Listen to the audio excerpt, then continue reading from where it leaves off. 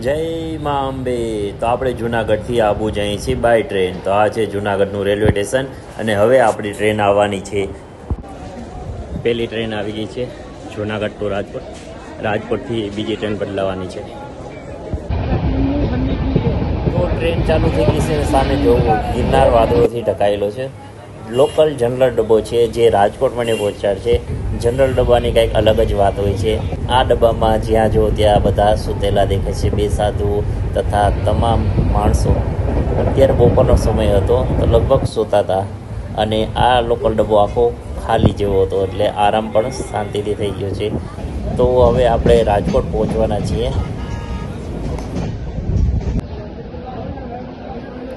અડધી કલાકમાં બીજી ટ્રેન આવશે તો થોડોક નાસ્તો કરી લઈએ, પછી આપણે બીજા ટ્રેનમાં ચડશું જે સાંજના 9 વાગે મને આબુ પહોંચાડશે.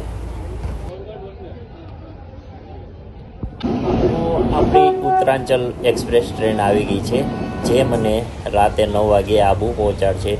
મોસમ થોડુંક બેમાન થયું છે, હલકી હલકી વરસાદ ચાલુ થઈ ગયો છે. રાતના 9:30 વાગ્યા છે. હું આબુ પહોંચી ગયો છું. અહીંથી બીજી શેરિંગ રિક્ષામાં હું જઈશ.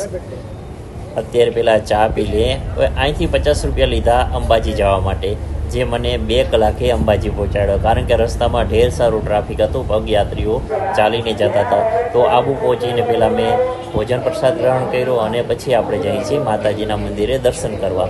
ત્યાં ખૂબ જ લાંબી લાઈન હતી એટલે મેં સવારે દર્શનનું રાખ્યું છે. અત્યારે બહારથી માતાના શિખરના દર્શન કરી લીધા છે. બોલ માળી અંબે, જય જય અંબે. મળીએ કાલે નવા વિડીયો સાથે. જય માતા રાણી, જય અંબે.